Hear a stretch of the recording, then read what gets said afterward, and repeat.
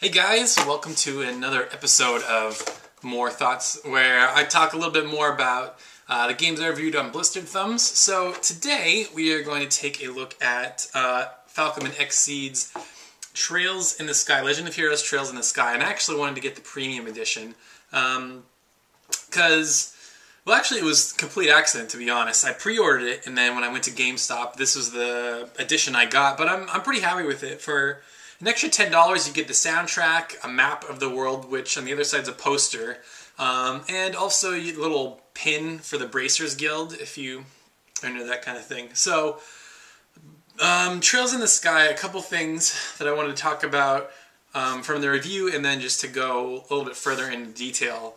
I think one thing that somebody mentioned in the comments is about the relationship between Estelle and Joshua. Now, in the game, they are adopted brother and sister, and there's kind of this undertone that Estelle and Joshua have feelings for each other. But that always struck me as kind of strange, considering that they're brother and sister, and I understand they're not blood, but it's still like, if you've been with someone that long and you consider them brother or sister, they live in your house, I would think it's kind of weird to get feelings like that. But in the same, I don't know. In the same sense, though, I think I like the characters. They're fun. So if you haven't really played the game, or you don't know a lot about The Legend of Heroes or Trails in the Sky, this is a very classic style RPG. The graphics look a lot like PS1 RPGs, or PS1 graphics in general. And I think the game that I feel like it looks the most like is Harvest Moon Back to Nature, if you've ever seen that. The character models, at least, the backgrounds and the animation is a little bit better as far as the cutscenes go, which there aren't a lot of. There's an ending and there's a beginning one.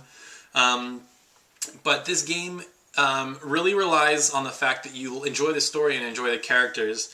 Basically, Estelle and Joshua are together throughout the whole game, and they join this brigade of people called the Bracers Guild. Essentially, they're mercenaries for justice. They do like kind of odd jobs around town. If somebody needs help with something, they need a monster defeated, or if they need help around the house or whatever, just things that they need help with. And there's a board, like a JAWS board, that's posted in all the branches that you can go to, and you do side quests. So in that sense, that game mechanic is implemented very well into the story, because there is one main quest when you go from town to town that you're expected to complete, but along the way you can accept these side jobs that are a lot of fun and will get you extra money and increase your guild rank.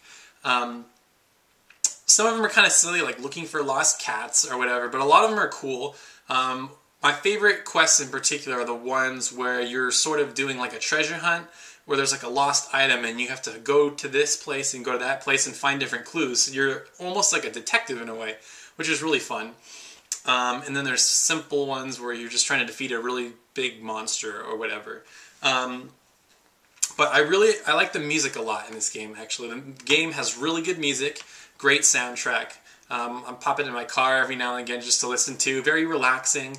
Nothing sweeping or epic or anything crazy, but it fits the tone of the game. Very, I don't know, smooth, relaxing, I guess. In my review, I likened it to a combination of Lunar and Chrono Cross. And I think that fits well. It's kind of got like that, tropical feel in a way, but then also like a very smooth feeling in a way.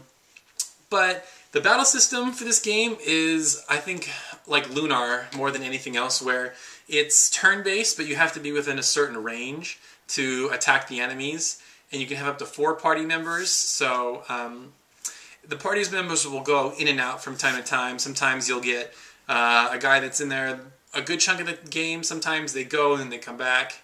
And then at the end of the game, when you kind of make your final assault, you get to pick who you want in your party, which is kind of cool, because you get a feeling throughout the game who you want, and you really, at that point, can decide who you think will be like really good in a party. Although you'll always have Estelle and you'll always have Joshua.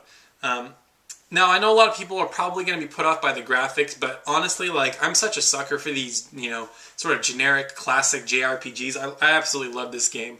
I gave it a 7 out of 10, simply because it really doesn't do anything that different. It's not breaking any boundaries, not doing anything real crazy, but it's a fun story. I like the towns. I like the quests you go on. It's a fun game. It's far above average, but it's not going to win any Game of the Year. It's not going to be a 10 out of 10.